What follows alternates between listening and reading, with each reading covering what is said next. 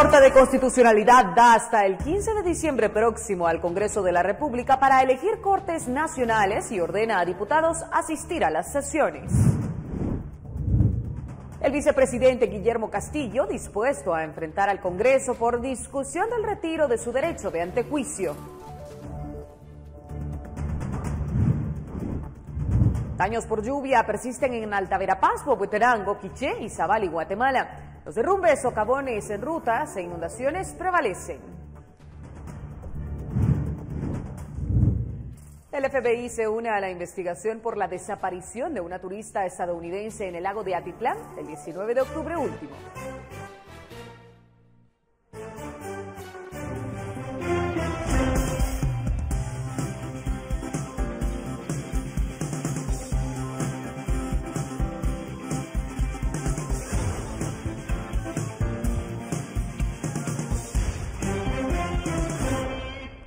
De noviembre, bienvenidos a la emisión en directo de Noticiero Guatevisión. Mi nombre es Rocío Lazo y como todos los días será un verdadero gusto poder acompañarles y darles a conocer las noticias que han marcado la jornada. Iniciamos de inmediato. La Corte de Constitucionalidad ordena al Congreso de la República elegir a los magistrados a las Cortes Nacionales.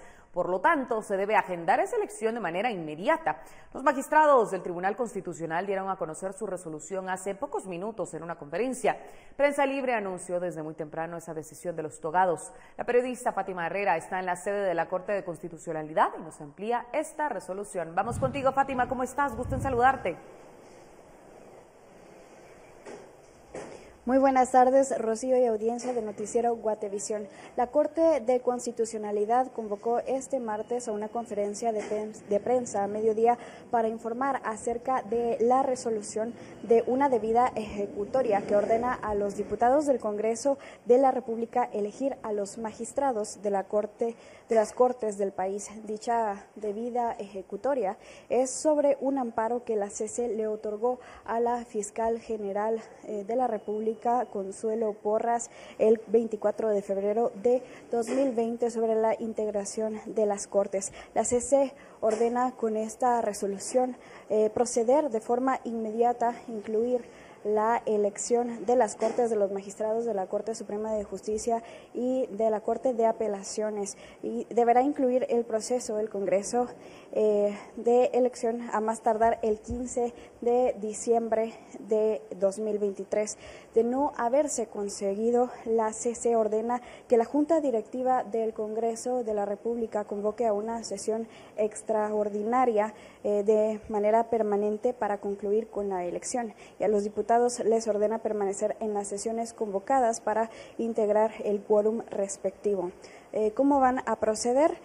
Van a mencionar el nombre de los candidatos y luego van a utilizar un sistema de elección por medio de un sistema electrónico. Luego abrirán el espacio de participación a cada uno de los diputados y este espacio deberá ser respetado, y también deberán descartar a quien no cumpla con los parámetros para estas elecciones. En caso de que se incumpla, se certificará lo conducente. Esta ha sido la información que dieron a conocer los magistrados de la Corte de Constitucionalidad hace unos momentos.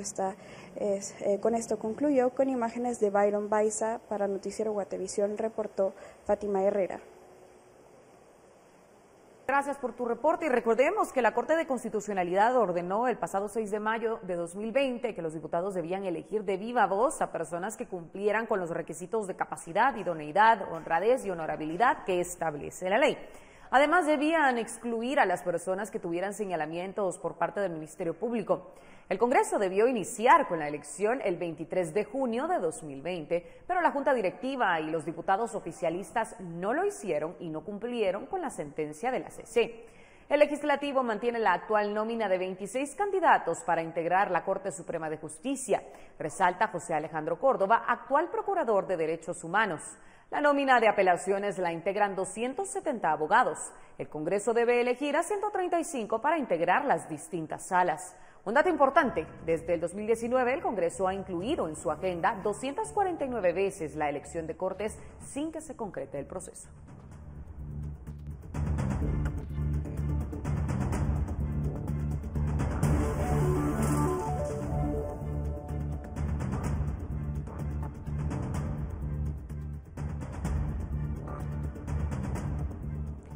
El equipo de comunicación del organismo judicial confirmó este martes que la Corte Suprema de Justicia convocó a un pleno extraordinario. Hasta ahora se desconoce la agenda. Sin embargo, se especula que podría conocerse las solicitudes de retiro de derecho de antejuicio de los magistrados del Tribunal Supremo Electoral. Se iniciaría así una persecución penal por supuestas anomalías en la adquisición del sistema informático de la transmisión de resultados electorales preliminares, TREP.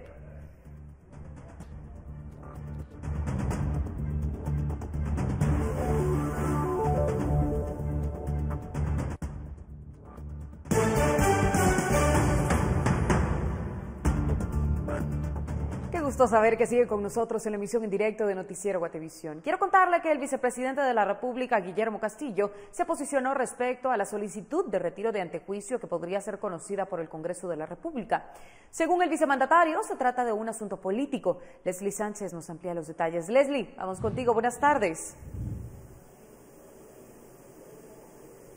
Rocío, ¿qué tal? Muy buenas tardes, qué gusto poder saludarte y por supuesto también a todas las personas que nos ven a través de Noticiero Guatevisión a esta hora de la tarde. En efecto, el vicepresidente Guillermo Castillo ha hablado a los micrófonos de Guatevisión para plantear su postura respecto a la solicitud de retiro de inmunidad que se puso en su contra y que podría ser conocida esta semana en el Congreso. Según el vicemandatario, este tema o esta situación es más bien política y no jurídica, según lo expresado por él, ya que se trata de una denuncia que se planteó por una supuesta contratación irregular que él habría realizado en la Senaved en el 2020, pero que según el vicemandatario no hay fundamento legal para que esa denuncia prospere y asimismo no se le ha dado el espacio para poder él plantear su defensa. Él atribuye que según la ley, y en efecto la ley orgánica de la Senaved establece que el secretario debe ser elegido a través de las comisiones de postulación,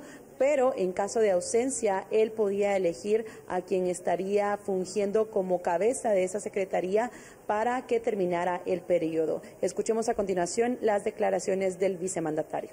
No puede ser más evidente que se trata de una situación política. Esto jurídicamente no se sostiene desde ningún punto de vista.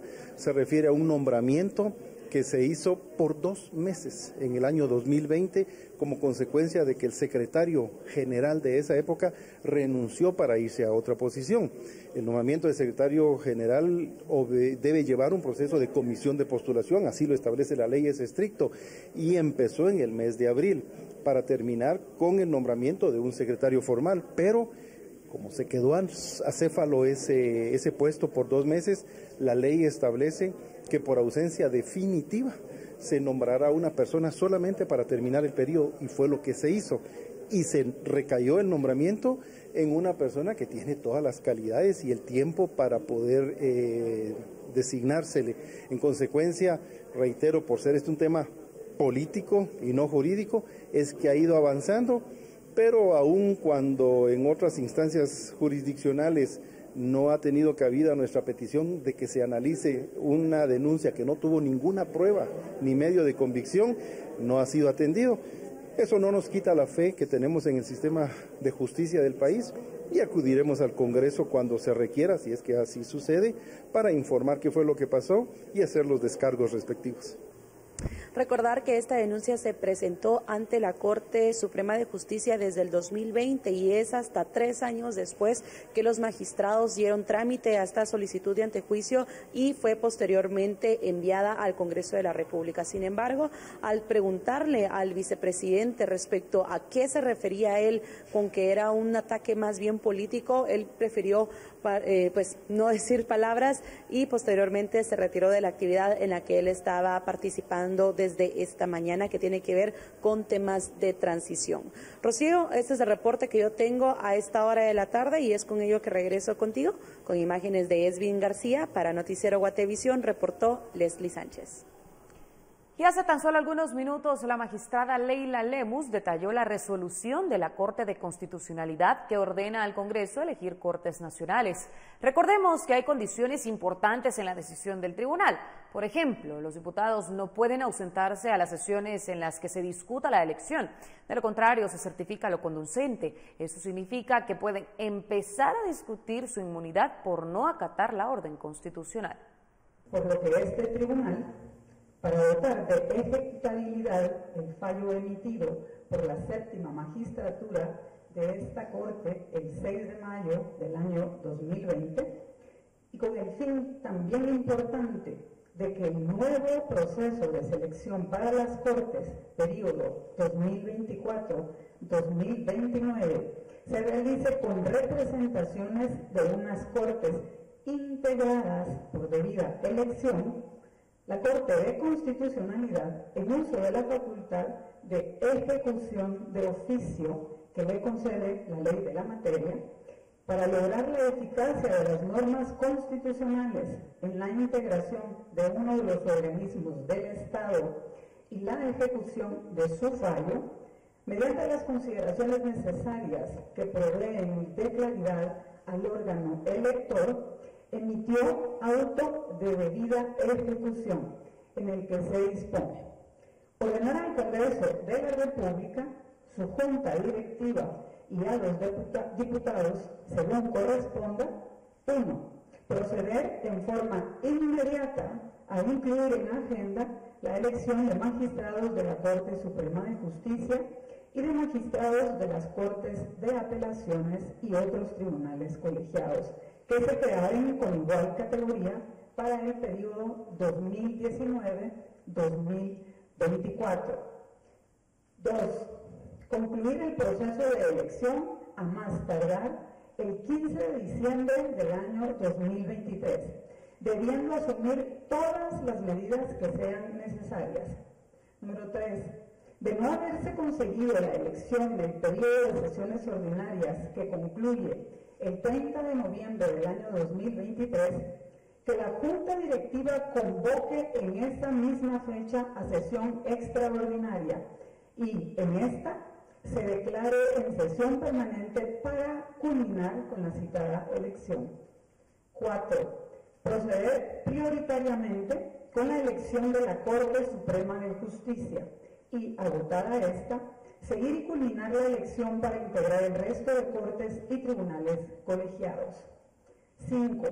A los diputados del Congreso de la República permanecer en las sesiones convocadas para el efecto, integrando el quórum respectivo. 6. Prescindir de la aplicación de disposiciones o procedimientos que se hubieran intentado o puesto en vigencia para realizar la citada elección, si estos no coadyuvan con el debido cumplimiento de lo ordenado por esta Corte. 7. Es viable el empleo del sistema electrónico de votación. Asimismo, conforme a una debida interpretación de la sentencia en el acto de elección, se debe de proceder de la siguiente manera. 1. Mencionar a viva voz el nombre del candidato y someterlo a votación. 2. Para realizar la elección y cumplir con el requerimiento de referirse a viva voz sobre los requisitos constitucionales de cada uno de los aspirantes, con el fin de cumplir con los requerimientos fijados en la sentencia que se ejecuta, se podrá utilizar el sistema de elección nominal por medio del sistema electrónico, conforme lo que prevé el artículo 102 de la Ley del Organismo Legislativo y demás legislación aplicable. Sin más razonamiento que el que conlleva el voto, pues este implica la consideración de cada elector, relativo a que el profesional a quien elige superó el examen que efectuó en el expediente que le es propio y la información recibida. 3. Luego de esta conferencia de la Corte de Constitucionalidad nos enlazamos hasta el Congreso. Henry Montenegro conversó con la presidenta del Legislativo, Shirley Rivera, y tiene los detalles de cómo el Congreso procederá con la resolución. Henry, adelante, cuéntanos qué han dicho los diputados en el Congreso de la República. Hola Rocío, ¿qué tal? Muy buenas tardes, es un gusto saludarte desde el Congreso de la República. Bueno, quiero contarte que en estos momentos, al menos acá al organismo legislativo no ha llegado la notificación de esta decisión tomada por la Corte de Constitucionalidad sobre esta debida ejecutoria, con la cual se ordena a que el Congreso de la República deba elegir a los magistrados tanto de la Corte Suprema de Justicia como de las salas de apelaciones, recordando que ya son 4 años de retraso de este procedimiento. En conferencia de prensa se hacían las consultas a la presidenta del Legislativo, Shirley Rivera. Sin sin embargo ella mencionaba que hasta ese instante, al no haber recibido la notificación, desconocen del contenido de la resolución. Sin embargo, al momento de tenerla se hará un análisis para determinar cómo procederán. Lo que sí es cierto es que hoy se definió la agenda de las sesiones de la semana y de momento el punto de la elección de Cortes sigue figurando en la agenda. Sin embargo, lo que se ha establecido es que esperarán la notificación para poder determinar cómo procederán los diputados, al menos en cuanto a este tema que lleva 4 años de retraso en el país, hablando de la elección de Cortes. Ese es parte del reporte que tengo, pero regresaremos en instantes con más información desde el organismo legislativo. Con imágenes de Eric Ávila, informó para Noticiero Guatevisión Henry Montenegro. Henry, muchísimas gracias. Mucha información aún por conocer, así que estaremos de vuelta contigo en tan solo algunos minutos. Mientras tanto, vemos ahora los mensajes que nuestros televidentes nos han hecho llegar a nuestro servicio de Guate Report.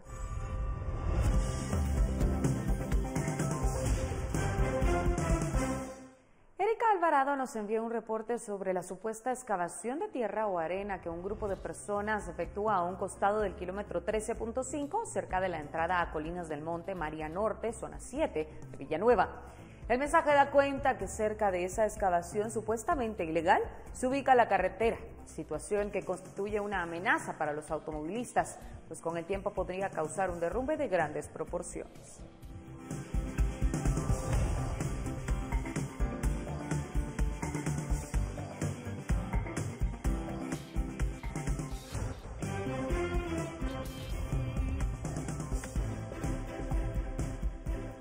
Ahora nos trasladamos a Quiché, un departamento que se ha visto afectado por las torrenciales lluvias que han dejado derrumbes, crecidas de ríos, entre otros fenómenos causados por la saturación de humedad en el suelo.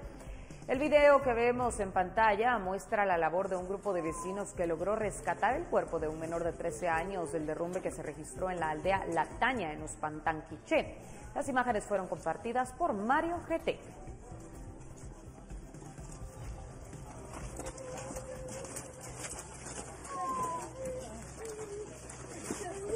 En más noticias, con el cierre del proceso electoral 2023, las juntas electorales departamentales fueron disueltas y en Xela este día el Tribunal Supremo Electoral retira el mobiliario electoral.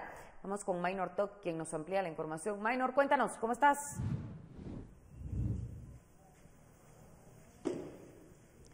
¿Qué tal, Rocío? Buenas tardes. Este mediodía te saludo desde el centro de acopio de la Junta Electoral Departamental en esta ciudad de Quetzaltenango. Y es que luego que el Tribunal Supremo Electoral cerró oficialmente el proceso electoral 2023, las diferentes juntas electorales departamentales, así como las juntas electorales municipales, quedaron disueltas. Este mediodía conversamos vía telefónica con el presidente de la Junta Electoral Departamental de Quetzaltenango con relación al cierre del proceso electoral 2023, pero también que este día se está retirando de este lugar de Quetzaltenango, del centro de acopio, todo el mobiliario electoral que sirvió para la primera y segunda vuelta en este año 2023.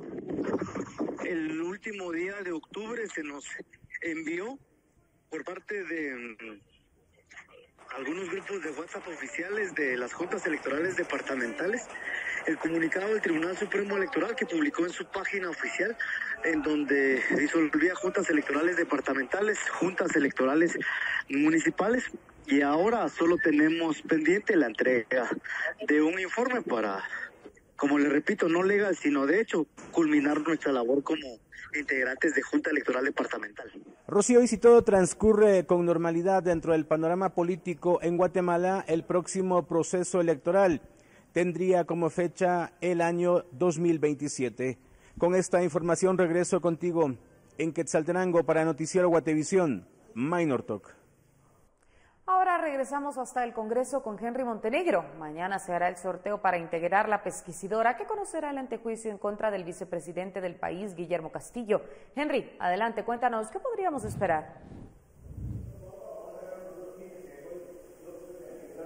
Rocío, nuevamente un gusto saludarte. Bueno, en un segundo tema de lo que ha pasado este día en el Congreso de la República, quiero contarte que también se ha definido que mañana comienza el trámite del antejuicio en contra del vicepresidente de la República, Guillermo Castillo. Esto tomando en cuenta que se centró la discusión principalmente en el procedimiento o las formas en la cual se llevaría a cabo, tomando en cuenta que a criterio de algunos diputados, en la sesión de mañana únicamente se debía notificar al Pleno sobre el antejuicio y sería en una siguiente reunión cuando ya se pudiera hacer el sorteo de los integrantes de la comisión pesquisidora, que escuchará tanto los argumentos del vicepresidente como en este caso, la ratificación del antejuicio para emitir el informe en la cual recomiende o no al Pleno retirar o no la inmunidad del vicemandatario. Recordemos que este caso se deriva de una supuesta contratación o una designación que se hizo al frente de la Senaved, la cual tenía algún tipo de inconsistencias y por lo cual se llevó a cabo o se presentó esta solicitud de antejuicio que ya se encuentra acá en el Congreso de la República y a la cual también se suma la del ministro de Comunicaciones, Javier Maldonado. Pero a grandes rasgos lo que se ha establecido en la agenda es que mañana comenzará este procedimiento. Con imágenes de Eric Ávila informó para Noticiero Guatevisión, Henry Montenegro. Vamos ahora a una breve pausa, quédese con nosotros, tenemos más noticias aquí en Guatevisión.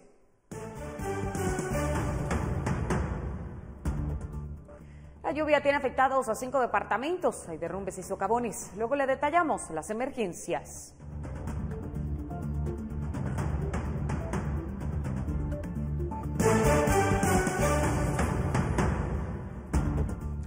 Estamos de vuelta con más información. Los socavones en el área metropolitana aumentan. En los últimos meses se han registrado más de 6 y en algunas áreas colapsadas no empiezan los trabajos de reparación.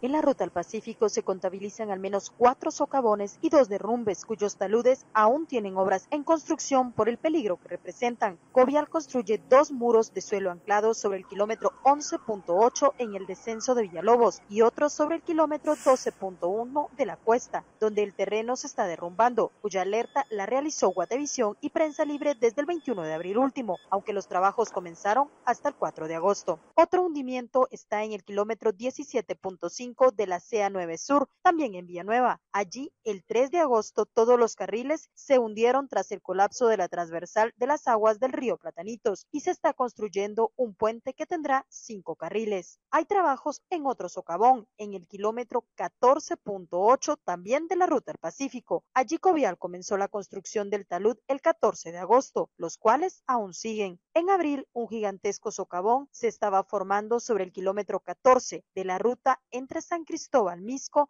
y la CA9 Sur en Villanueva. En agosto también se comenzó con la protección del talud. Otro socavón en jurisdicción de Villanueva se registró en agosto, en la ruta del puente La Prosperidad en el Frutal Zona 5 hacia el Búcaro en la zona 12 del municipio. En la zona 5 de la ciudad de Guatemala, la municipalidad capitalina también trabaja en la construcción de 2 puentes sobre un socavón producto del colapso de la tubería que atraviesa Boulevard Lourdes en la 26 calle y el cual se registró desde el 12 de agosto. En carretera El Salvador, el último hundimiento se ha registrado sobre el kilómetro 26.5. Los trabajos comenzarán a finales de esta semana. En esa ruta también se trabaja en la construcción de varios taludes, uno de estos sobre el kilómetro 23 de la CA1 Oriente, en carretera El Salvador, en jurisdicción de Fraijanes. Covial también atiende la habilitación de carriles provisionales sobre el kilómetro 11.5, donde se construirá un puente, ya que allí se está registrando un deslizamiento de tierra que está colapsando el tramo. Sobre ese mismo punto, pero en el kilómetro 12, también se construirá un muro de contención por un derrumbe que pone en riesgo el sector. Reportó para Noticiero Guatevisión, Andrea Domínguez.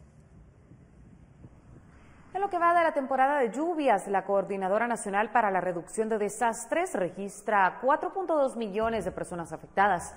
Hay 59 muertos y 12 desaparecidos en derrumbes e inundaciones. El informe revela que hay 1.452 viviendas en riesgo. Además, la infraestructura queda dañada con 38 escuelas y 395 carreteras afectadas y 15 puentes destruidos.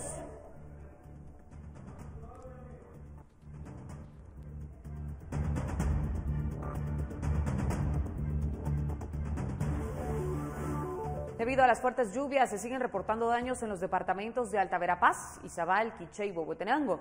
Hasta el momento, la región más afectada son las Verapaces. Los ríos Jocochiquín y Polochique incrementaron su caudal, desbordándose sobre el pavimento del tramo rural hacia Canlún, en Panzós.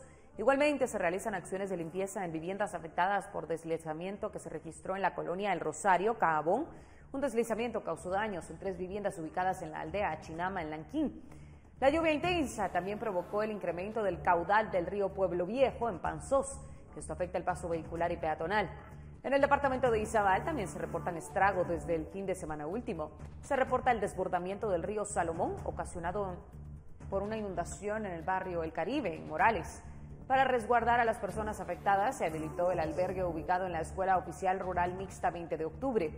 Se informa de un desborde del río Chixoy que provocó inundación en viviendas de la aldea Horizonte Rubelo Lom, en Ixcán, Quiché. Se coordina la evaluación de daños y análisis de necesidades en el área afectada. Asimismo, se reporta un agrietamiento en la ruta hacia la aldea Huixoc, en San Pedro Necta, Huehuetenango. La ruta prácticamente está partida debido al movimiento de tierra.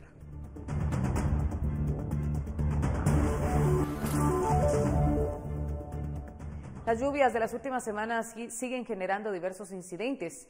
Ahora en Misco se está formando un nuevo socavón que pone en riesgo una de las interconexiones principales del municipio con el sur y occidente del país. Vamos con Andrea Domínguez para que nos dé los detalles. Andrea, ¿cómo estás? Gusto en saludarte, cuéntanos. Rocío, un gusto saludarte, al igual que a todos nuestros televidentes. Nos encontramos en Misco, para ser específicos, en la zona 8 de este municipio, en la interconexión que viene de la zona 11 de Ciudad de Guatemala con dirección hacia la zona 8 de Ciudad San Cristóbal, esto en jurisdicción de Misco. Acá se ha comenzado a formar un socavón que es producto de la cuneta de las aguas pluviales que trae esta ruta, pero también de una bajada de agua que proviene de la montaña y que desemboca en este punto. Tú te puedes dar cuenta que nosotros ya hemos ingresado hasta este socavón que tiene de ancho 4 metros por 20 centímetros, de largo tiene al menos 3 metros por 60 centímetros, mientras que incluso hay que destacar que ya al interior de este lugar ya hay una caverna que es evidente que se está formando y que esta sobre todo proviene o comienza a formarse con las grandes correntadas de agua que vienen de una caída de agua y que ha empezado a socavar este punto. Nosotros hemos medido del punto en el que nos encontramos de esta caverna hasta la ruta, hay 1,30 centímetros. Sin embargo, la caverna ya abarca al menos 70 centímetros y pone en riesgo el primer carril que está sobre este lugar. Hemos consultado tanto a la Municipalidad de Misco, así como a Covial del Ministerio de Comunicaciones, Infraestructura y Vivienda, a quien compete esta ruta, para saber quién debe de hacer las evaluaciones y los trabajos, considerando la ruta y el tramo tan importante, porque es una interconexión que viene de Ciudad de Guatemala, no solo conectando hacia Ciudad San Cristóbal, sino también es una de las rutas alternas con dirección hacia el sur del país o el occidente. Sin embargo, los señalamientos son cruzados. La municipalidad señala que la ruta le compete a Covial y este a su vez señala que es municipal. Pero escuchemos qué ha señalado el portavoz de la comuna de Misco, Maynor Espinosa, respecto a este socavón que se está formando en este punto y también a un derrumbe que ocurrió el pasado 16 de octubre a menos de medio kilómetro del punto donde nos encontramos, sobre el kilómetro 14. Cuyos 2 tramos se encuentran en alto riesgo. Este que va con dirección hacia Ciudad San Cristóbal y el derrumbe que ocurrió sobre el 14 viniendo de Misco con dirección a la ciudad y que con cada lluvia representa un peligro. Escuchemos. Esto le corresponde al Ministerio de Comunicaciones, a Covial. Ya se informó al supervisor del área de Misco para que en efecto es una emergencia del cual tendrían que darle solución. Es una ruta nacional donde transitan más de 35,000 vehículos, así como se hizo en el Boulevard Sur, que interconecta hacia la costa sur o bien hacia Villanueva. De esta manera tendrían que ejecutarlo. Recordemos que esta administración pues quizá ya va de salida y por ende están dando un desbalance a esta situación, y creo yo que les compete a ellos dar solución. Mientras tanto, nosotros vamos a mandar a evaluar con nuestros ingenieros esta situación que nos están reportando para ver la magnitud del problema. Perfecto, este es el que le comentaba de que se va a mandar a supervisar en este momento este nuevo socavón que ustedes nos están haciendo llegar, y de tal manera creo yo que a lo público se hace en estos medios para que el Ministerio de Comunicaciones tome las acciones pertinentes, y nosotros pues hasta donde se pueda realizar una ejecución de un trabajo de emergencia lo podríamos realizar, pero queda en manos también del Ministerio de Comunicaciones este tipo de emergencias. Esto es parte de lo que ha señalado la municipalidad a cargo del alcalde Neto Brand. Acá hay que destacar que la profundidad que este tiene en la parte más honda son al menos 80 centímetros y en la más alta es aproximadamente 60 centímetros. Sin embargo, este socavón que ha comenzado a formarse es producto de una caída de agua, no solo de las cunetas, sino también de una caída de agua que proviene de esta montaña y que acá abajo desemboca y que luego es pasado por una transversal hacia el otro lado de la calle. Esto implica que incluso para los trabajos que se necesiten hacer en este lugar se deberán de hacer evaluaciones, ya que la caída de agua cuando llueve es tanta la fuerza con la que viene que ha comenzado a realizar este socavón. Se ha también informado ya a la Coordinadora Nacional para la Reducción de Desastres sobre esta situación que está ocurriendo acá y que estamos denunciando ahora a través de Noticiero Guatevisión ante el riesgo que representa este punto en el que nos encontramos. También hemos tratado de hablar con las autoridades de Covial respecto a los señalamientos que indicaba la municipalidad respecto a que esto sería competencia, en este caso del Ministerio de Comunicaciones. Escuchemos lo que nos indicaron. Bueno, los dos puntos que reportan con daños por un socavamiento y también por un derrumbe están dentro de un tramo que es competencia municipal. Anteriormente, Covial del Ministerio de Comunicaciones realizó una intervención a través de la construcción de un muro de suelo enclavado por las instalaciones de una iglesia que se encuentran en el lugar, pero esto se debió a que nos encontrábamos en un estado de calamidad y a la solicitud que la Municipalidad de Misco realizó al Ministerio de Comunicaciones para que se atendiera.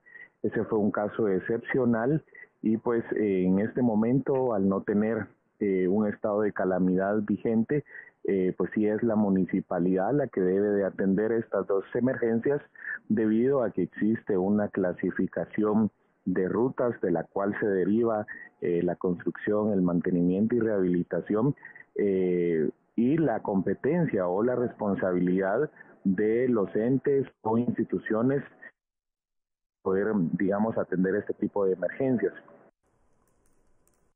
Parte de los señalamientos cruzados que se están haciendo ambas instituciones de gobierno, tanto del área municipal como del área gubernamental. Sin embargo, ya tal cual lo indicó el portavoz de la comuna misqueña, ellos han enviado a un equipo a realizar una evaluación sobre este socavón que se está formando sobre el punto para también lograr determinar cuáles serían las acciones. Sin embargo, más allá de incluso lo lógico que sería realizar un relleno, sí habría que hacer evaluaciones, según han determinado algunos ingenieros, debido a que esto no es producto de las aguas que trae esta cuneta, sino también del caudal que baja por la bajada de aguas pluviales que luego atraviesan la zona, y habría que determinar si no el peligro es mucho mayor al que evidentemente ya se observa sobre este punto. Pero ¿a cargo de quién estarán las reparaciones tanto de este socavón como del derrumbe que se ha registrado sobre el kilómetro 14, que hay que señalar que en este momento que acaba de pasar este camión vibra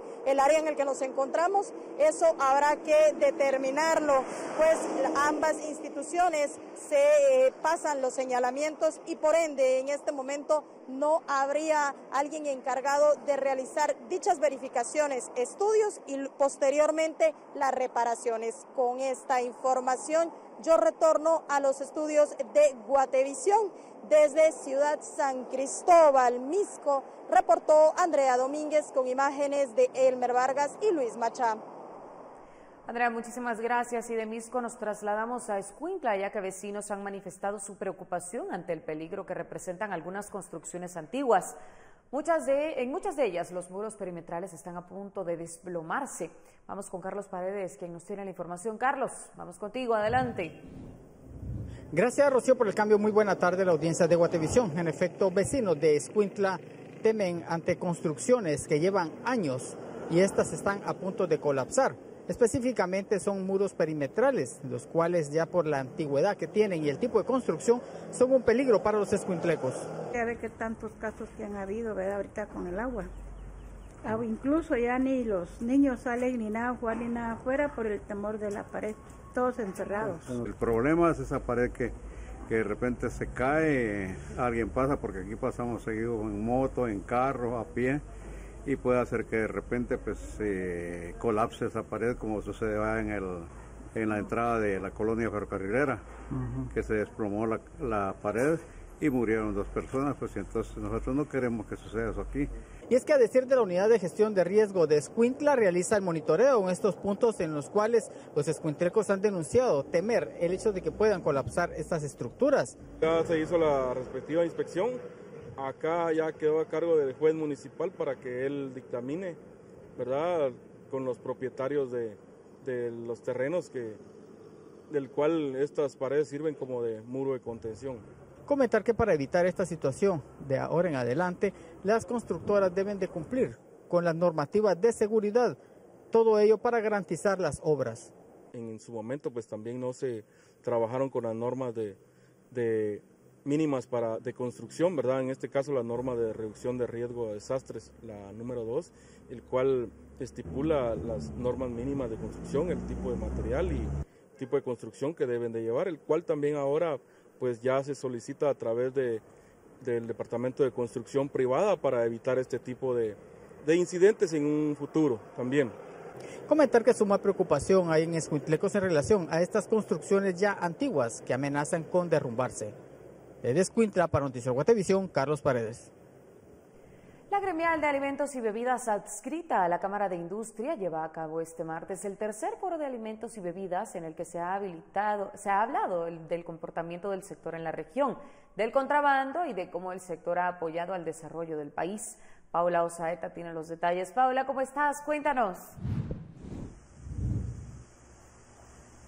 Hola Rocío, qué gusto saludarte. Como tú mencionaste, este martes se está llevando a cabo el tercer foro de alimentos y bebidas de Cámara de Industria, un evento que reúne a expertos y empresas del sector y en el que se están realizando ruedas de negocios. La idea es conocer la contribución del sector en las vertientes económica, ambiental y social.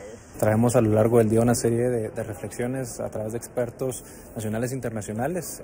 Interesantemente mencionar que no todos están ligados netamente al sector de alimentos y bebidas, precisamente porque nos interesa ese tema de objetividad, pero lo importante es de que estos actores particularmente expertos han reconocido la pertinencia y lo pertinente que es el sector de alimentos y bebidas para el desarrollo de los países.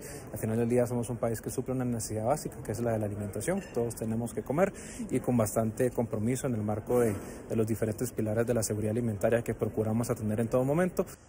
En Guatemala, el sector de alimentos y bebidas representa el 6.7% del PIB y se ha convertido en el principal promotor del comercio formal, que es una de las estrategias que se tiene para poder evitar el contrabando y la defraudación aduanera, pues este sector es uno de los más afectados en ese sentido y es por eso que fue uno de los temas tratados en este foro. La verdad es de que este sector es uno de los más afectados por el tema de contrabando. Nosotros tenemos análisis que nos plantean que alrededor del 35% del mercado nacional está inundado por comercio ilegal, ya sea por el tema de contrabando o defraudación aduanera.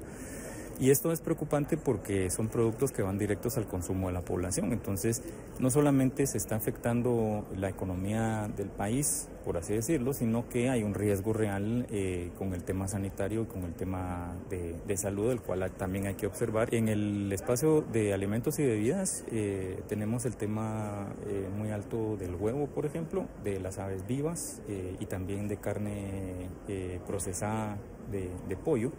Aunque no es procesada, porque básicamente solo la introducen muchas veces el pollo vivo y lo destazan ya aquí en Guatemala o es destazado, peor aún. En México pasa 1 o 2 semanas transportado sin refrigeración y luego es consumido en los mercados. También el tema de las bebidas carbonatadas es bastante alto.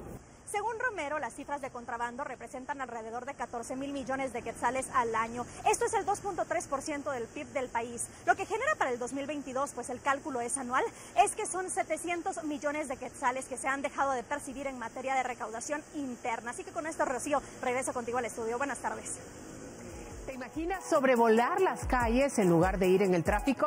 Lo puedes hacer en una cabina, no solo en un avión o en un helicóptero. Este lunes 13 de noviembre daremos un viaje en Aerometro. Ventajas y desafíos de este proyecto.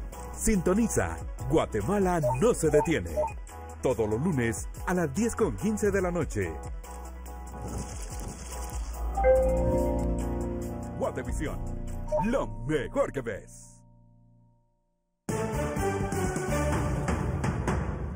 Una turista estadounidense está desaparecida y el FBI se une a las investigaciones.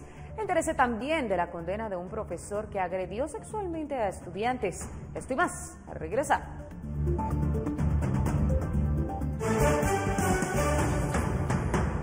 Luego que las autoridades guatemaltecas suspendieran la búsqueda de una turista estadounidense desaparecida en el lago de Atitlán, el FBI de Estados Unidos apoya a la familia de Nancy NG para localizarla.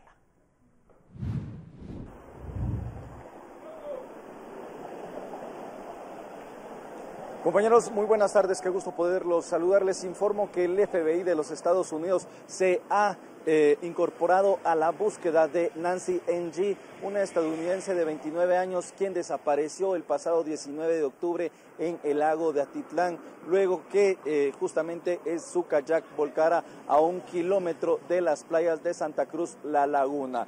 Justamente los cuerpos de socorro y el ejército de Guatemala se unieron a la búsqueda de esta estadounidense por varios días. Sin embargo, el 30 de octubre cesaron la búsqueda debido a que no había un punto específico en donde buscar. Escuchemos lo que dijo el portavoz de los bomberos voluntarios, Byron Morales. Elementos de la Brigada de Bomberos Voluntarios se encuentran realizando un rastreo en las aguas del lago de Atitlán, en el departamento de Sololá. El pasado jueves fuimos informados de la desaparición de una mujer ciudadana americana de 28 años, la cual se encontraba haciendo kayak en dichas aguas. Hasta el momento se han realizado más de 15 inmersiones. El día de hoy se tiene desplazado más de 20 elementos realizando rastreos en 4 lanchas. Asimismo se utilizarán drones para realizar un mapeo de las zonas donde ya se ha realizado.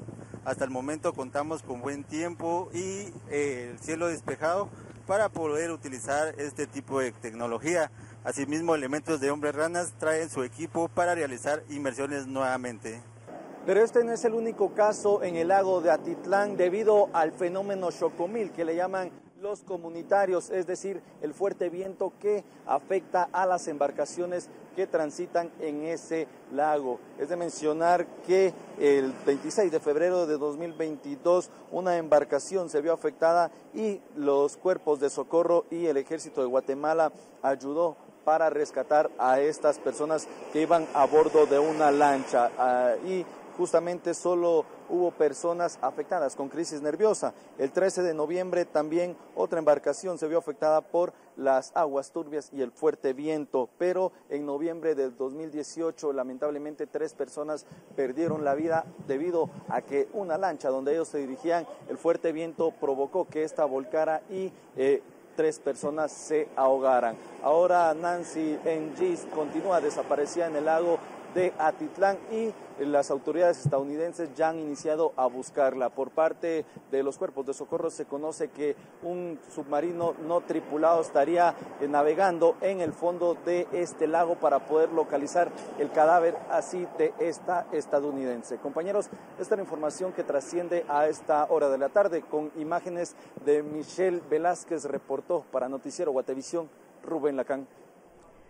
La Fiscalía contra Delitos Transnacionales, en coordinación con el fiscal regional y la Policía Nacional Civil, capturaron a 2 hombres en diligencias de allanamiento, inspección, registro y secuestro de evidencia que efectuaron en viviendas ubicadas en zona 17 y 18 de la ciudad y Escuintla.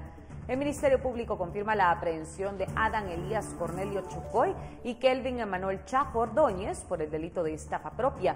Por medio de la investigación realizada por el personal fiscal, se logró establecer que los aprehendidos habrían facilitado su cuenta bancaria para recibir diversos depósitos monetarios que ascienden a 204.700 quetzales, haciéndole creer a sus víctimas que recibirían una encomienda proveniente del extranjero.